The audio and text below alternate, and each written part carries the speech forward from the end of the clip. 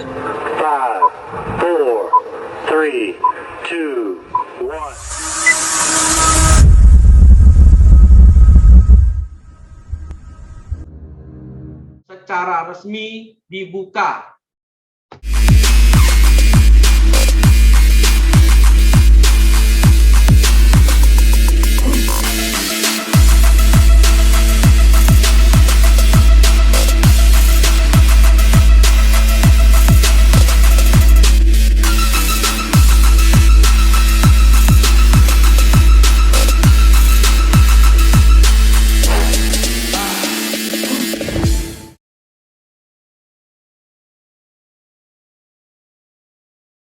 Empat gaya kepemimpinan ini kita miliki dalam diri kita. Kita pernah melakukan otoriter, baik pada diri kita maupun anggota atau partner kerja kita. Memberikan kebebasan, laissez-faire, mungkin pernah. Meskipun nanti prosentasinya kecil, terus demokratis. Dan pada akhirnya, kembalilah ke situasional. Tanpa kita sadari itu. Karena bersikap melihat pada situasi. Kapan harus bersikap memaksa dan kapan harus moderat. Atau bersikap otoriter. Tetapi, tanpa kita sadari, ini semua nih yang tadi saya bilang ada di dalam diri kita.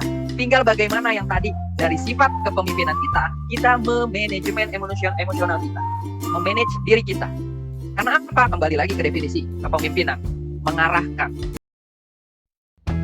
Critical thinking adalah suatu program di mana kelompok yang analisis kasus dimaksudkan untuk membantu peserta LDKS maupun panitia siapapun yang di sini untuk bisa membantu menemukan jati dirinya, siapa dirinya, bagaimana cara menggali potensi dirinya dengan sebaik mungkin. Nah, tentunya itu dengan juga kerja keras sekali ya. Dan kita harus mempunyai keinginan yang kuat untuk bisa lebih maju ya. Baik itu secara personal, secara pribadi, secara kelompok di organisasinya atau di kelasnya atau di lingkungannya, dan juga secara baik dan langkah untuk hal itu di sekolah dan juga nasional bisa di DKI juga bisa seluruh Indonesia.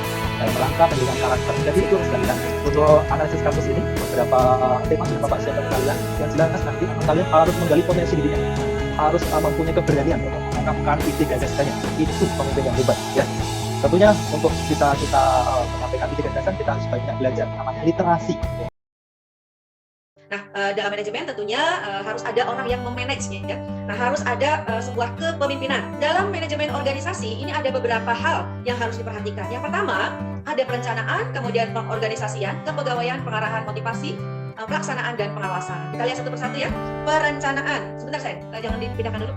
Perencanaan atau plan ya dalam sebuah organisasi itu sangat penting ya. Kenapa? Karena perencanaan ini adalah dasar jalannya sebuah organisasi. Apa yang akan dilakukan, apa yang akan diprogramkan, siapa yang akan jadi sasaran, tujuannya apa, targetnya apa, siapa dan bagaimana cara melaksanakannya, strategi dari pelaksanaan program bagaimana, itu ada di perencanaan.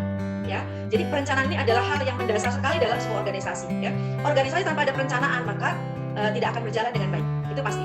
Kemudian pengorganisasian, dalam hal ini ya, yang diorganisir adalah bisa manusianya sebagai anggota organisasi atau SDM-nya, bisa juga pengorganisasian perangkat-perangkat lainnya, ya, termasuk bagaimana mengorganisir program kerjanya, bagaimana mengorganisir hal-hal lainnya yang terkait dengan organisasi.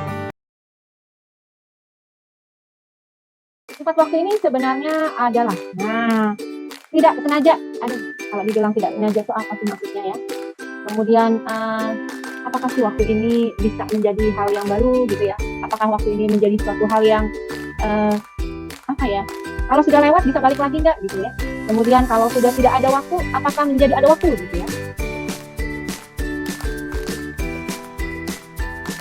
Ya, oke. Apakah tidak dapat diubah gitu ya? Tidak dapat diubah. Mengapa tidak dapat diubah? Nah, saya mau anak-anak ada yang interaktif dulu. Dua hal dulu. Tidak sengaja, tidak dapat diubah. Silakan, saya kasih namanya. Yuk. Kak, ya. Saya izin coba. Oh ya, apa namanya? Husnul. Ya, Husnul, silakan. Seperti kecelakaan itu kan dia tidak sengaja, tapi tidak dapat diubah. Kecelakaannya atau peristiwanya? Peristiwanya. Oke, peristiwanya tidak ya. sengaja dan tidak dapat diubah. Oke, peristiwanya tidak sengaja dan tidak bisa diubah. Jadi kalau sudah terjadi tidak bisa diubah. Itu ya narasinya ya. Jadi kata-katanya yang di situ. Iya, terima kasih Husnul. Analisisnya bagus. Oke, Bu, saya mau coba Bu. Ya, silakan Azahra. Kalau sifat waktu yang tidak sengaja itu menurut saya sama seperti apa yang sudah bilang. Apabila waktu tersebut tidak terjadi, maka tidak bisa diulang kembali. Kalaupun diulang, mesti alurnya berbeda gitu loh. Ya. Jadi kalau misalnya dia sudah terjadi, tidak bisa diputar ulang, jangan ikutin film ya. Kalau film kan bisa diputar ulang ya waktunya ya, bisa diputar balik ya. Kalau itu hanya rekaman video yang bisa begitu. Kalau kita tidak bisa mengubah segala sesuatu yang sudah terjadi, begitu ya.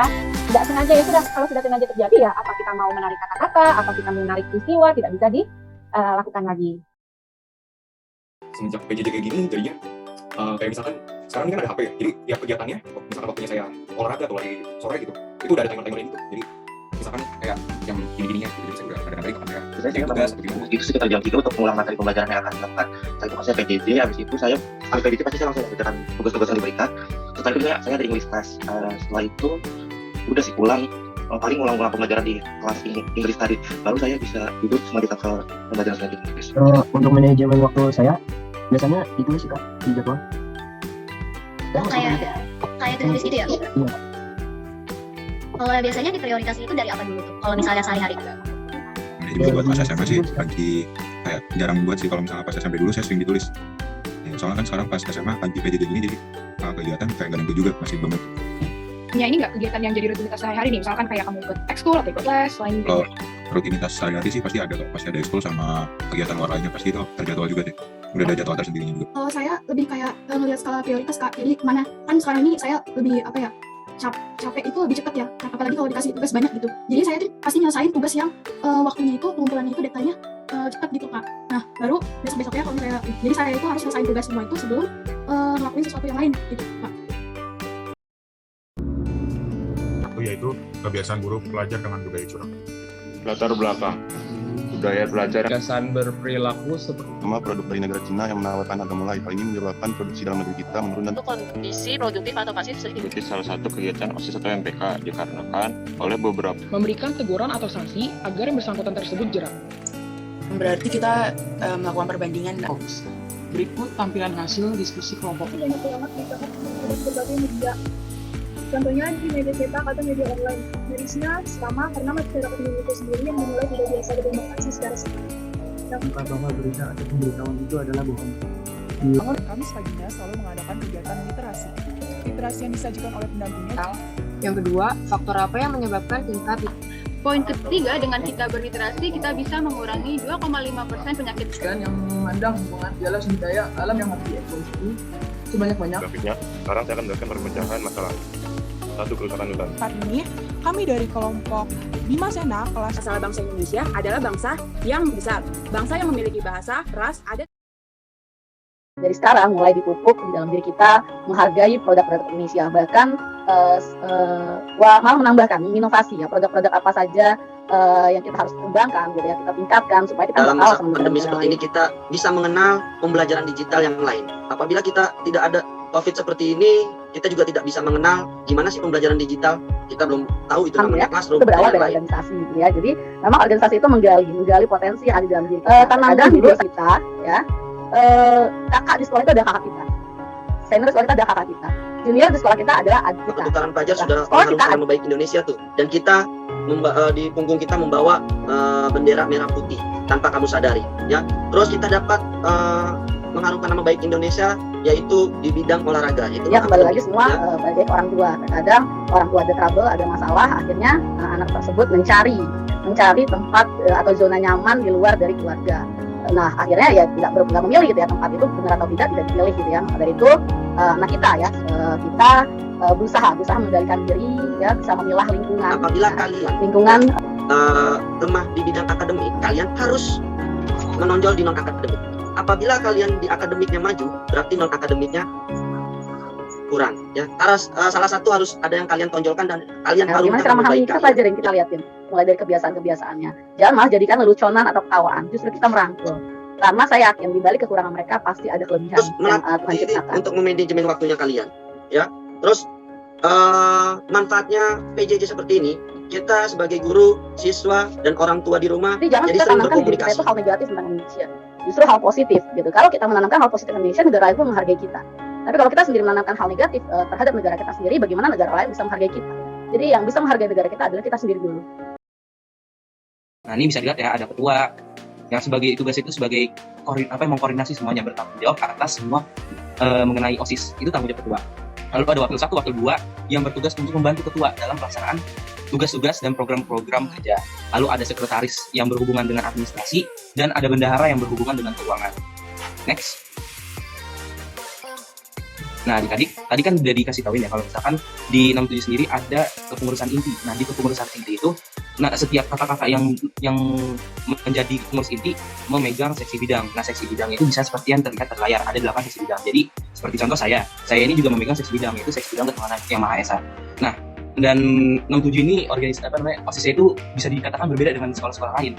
Kita kepengurusannya lebih detail. Ada yang namanya seksi ekskul.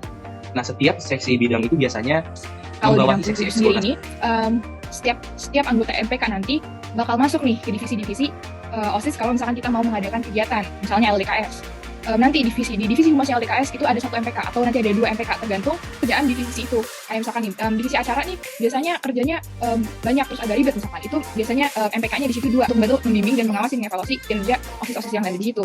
Terus selain itu ada lagi tugasnya, yaitu menyusun dan menetapkan anggaran dasar dan anggaran rumah tangga. Kayak tadi yang saya bilang ya, karena MPK punya fungsi legislatif, dan garis besar program kegiatan yang disahkan kepala sekolah. Sebelum kita menjabat nih, kita tuh punya garis besar program kegiatan, program kerja. Jadi kayak ini dalam satu kepengurusan ini kita planning mau ngadain apa aja nih di OSIS MPK kita.